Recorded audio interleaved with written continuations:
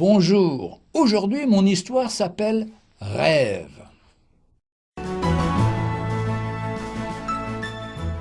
Un soir, après une journée bien chargée, Émilie se coucha et s'endormit profondément. Au milieu de la nuit, elle fit un rêve étrange. Un être effrayant toucha son épaule, la réveilla et lui tendit une lettre. Le visage grave, il lui dit « Une de vos amies vous a écrit cette lettre de l'enfer. » Émilie tremblait de la tête aux pieds. Elle prit la lettre et commença à la lire. « Mon ami, je me tiens debout dans cet endroit terrible et je suis en jugement. Je ne peux pas m'empêcher de penser que c'est de ta faute.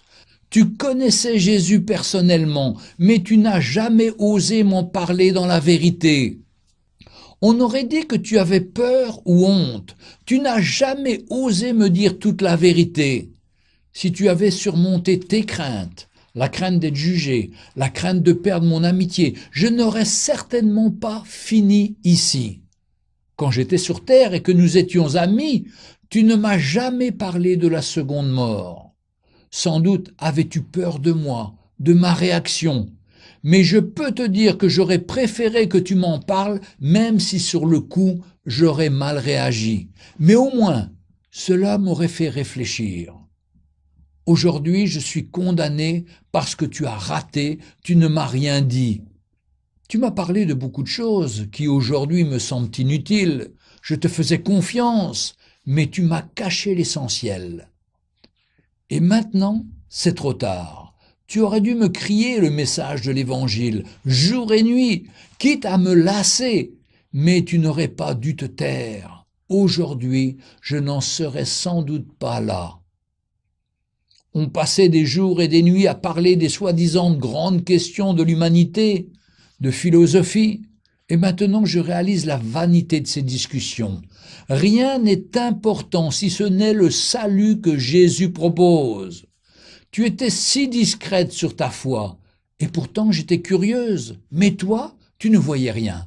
Tu ne comprenais donc pas que lorsque je te provoquais, je voulais que tu m'en dises plus. Non, tu n'as rien vu. Tu étais aveuglé par la crainte de me déplaire. Tu avais la lumière, et pourtant tu m'as laissé dans les ténèbres. Quel ami étais-tu ? Tu m'as laissé vivre, aimer et mourir. Tu t'es contenté de me donner des conseils bien humains. Tu m'as empêché de voir la lumière. Toute ma vie, je t'ai fait confiance. J'ai partagé avec toi mes moments de joie et de tristesse, de bonheur et de lutte. Je t'ai fait confiance. Je t'ai écouté. C'est vrai que les rares moments où tu m'as parlé de Jésus, je me suis fâché. Mais tu n'aurais pas dû t'arrêter. Une véritable amie aurait insisté, sachant ce qui m'attendait. Je t'ai fait confiance et maintenant, là où je suis, je réalise que tu m'as trahi. Au fond, je ne crois pas que tu aies été mon ami. Émilie se réveilla en sursaut, elle était trempée de sueur. Ce rêve était si réel, elle sentait encore l'odeur âcre du soufre et la fumée dans sa chambre. Ses pensées se bousculaient dans sa tête. « Seigneur, qu'est-ce que cela veut dire ?» Elle ne put se rendormir. Elle comprit combien, en tant que chrétienne, elle avait raté des milliers d'occasions de parler de son Sauveur, de Jésus-Christ. Comme un film, toutes les occasions ratées défilèrent devant ses yeux. Elle repensa à Julie. Tant de fois, elle avait eu envie de l'inviter. Une fois même, elle avait dans son sac un CD d'évangélisation. Elle voulait le lui donner, mais elle avait hésité. Julie était quelqu'un de si difficile, toujours argumentant, toujours discutant. Le lendemain, à la première heure, elle appela Julie. Elle se disait « Je vais l'inviter samedi soir à la réunion d'évangélisation ». Raphaël, le mari de Julie, décrocha le téléphone. Sa voix était bizarre. On aurait dit qu'il avait pleuré. Peut-être avait-il été réveillé par le téléphone. « Bonjour Raphaël, je veux parler à Julie s'il te plaît. » Mathieu éclata en sanglots. « Émilie, cette nuit, Julie rentrait du cinéma avec ses amis et un camion l'a fauchée. » Elle est morte sur le coup. Comprenez-vous le sens de cette lettre? Annoncer la bonne nouvelle, c'est essentiel. Imaginons-nous recevoir une lettre comme celle-là. Nombreux sont les chrétiens qui ont peur de parler de Jésus à leurs amis. Ils ont honte, ils ont peur d'être jugés. Jésus a dit, si vous avez honte de moi, j'aurai honte de vous. Qu'est-ce que cela peut faire si nos amis nous jugent?